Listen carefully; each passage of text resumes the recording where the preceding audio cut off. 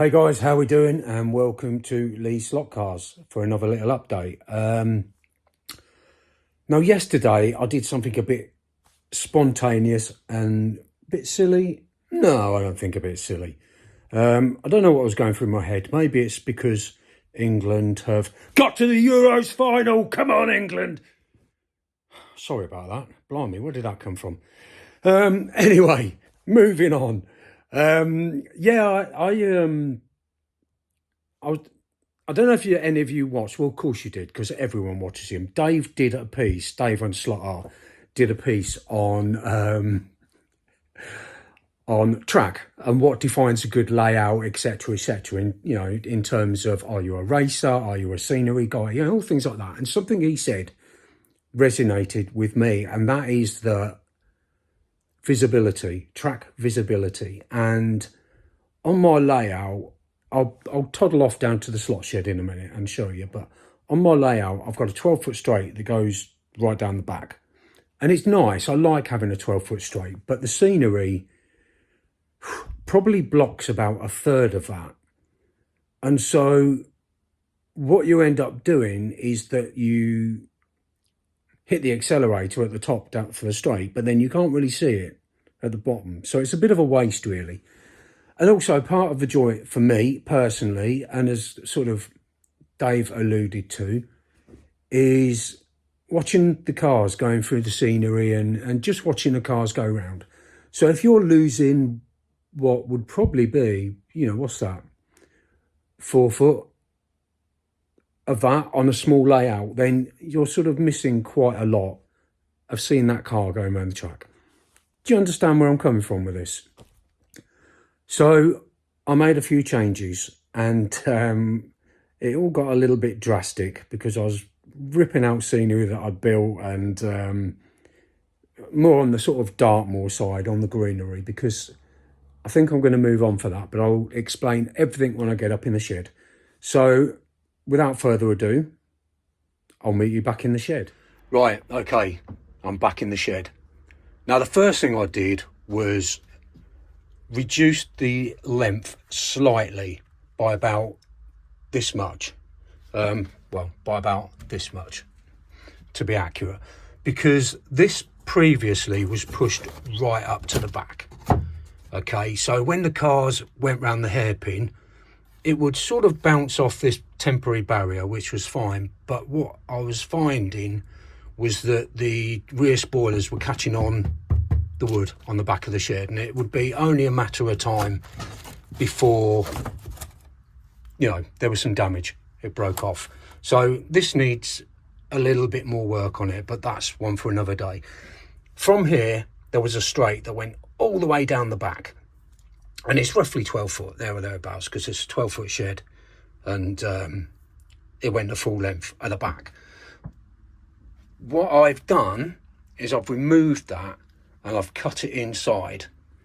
So we come across with a lane changer and then cut round on the back. I'm going to have to keep this here because I've put a lot of work into building this, and although I can probably cut it and split it and then continue this coming down here, I'm not going to do it because, maybe I will at some point one day when I get bored with what I'm doing, but for the time being this is going to stay.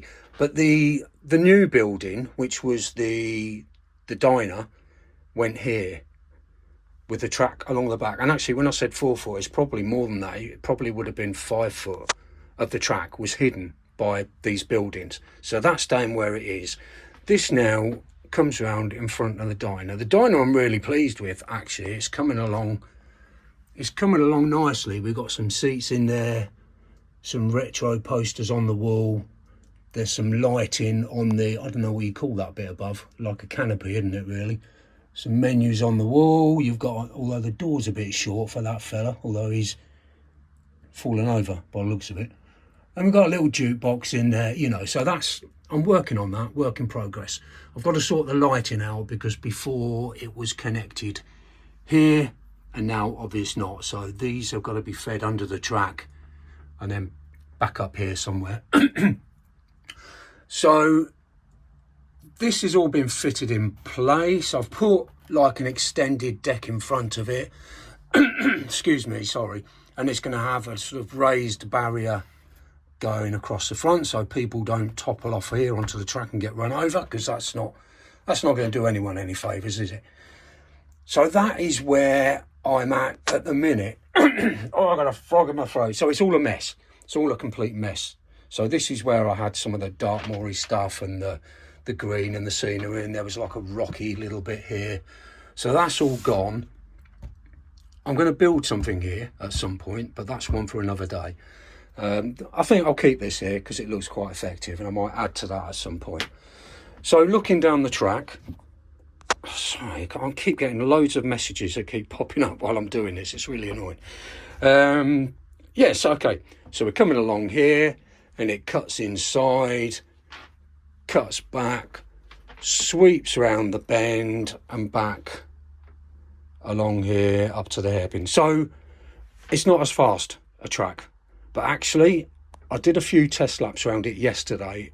It's actually really good fun to drive because, you know, on that straight it was literally half a second and that bit's all gone, whereas, you know, there's a bit more control needed, which is probably for the best. I'm really pleased, actually. I mean, it took a bit of juggling about trying to get it all to meet up, you know, because without using the track planner, you're really just sort of picking up pieces and seeing what fits and seeing what goes where. But actually, it's all turned out all right. There's no sort of kinks in the track. There's no bits that I had to really try to force to get it in. So that's all good. Some of the extra bits of track that I used had been sitting around for quite some time, so they're a little bit tarnished. So I'm going to give it all a good clean later and run a few cars around it. My plan for today is to just generally tidy things up. Randy's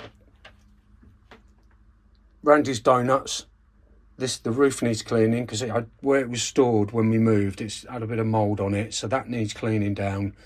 That had mould on it as well. I've repainted that. I've just got to highlight the lettering on it. I've got to do that. This section here on the fantastic doghouse here was really badly covered in mould, and I took that out and gave it a good old clean, so that's looking good now. There are some lights in there, so I've got to feed the wires underneath to meet up with the lights on this one here to connect up to this wire here. So there's a lot of fiddly bits here that, you know, you won't really see the difference. So I might not film the result of today's work because it's all stuff that's not especially interesting. So that's my plan. I'd be interested to know what you think. Have I done the right thing, or have I made a terrible error? No, all in all, I've got about an hour or two to kill. Well, my wife's out for lunch with a friend, so I'm going to crack on with this. That'll be it for me on this broadcast. So it's quite a short one, but I just wanted to show you what I'm doing.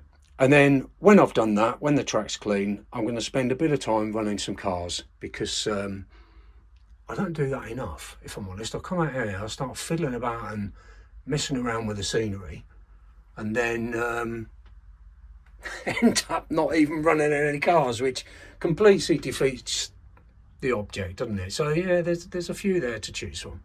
So I'm going to have a play. I'm going to crack on. If you like this, click like, click subscribe, do everything everyone else tells you to, and you all have a great day. So take care, my friends. Bye bye.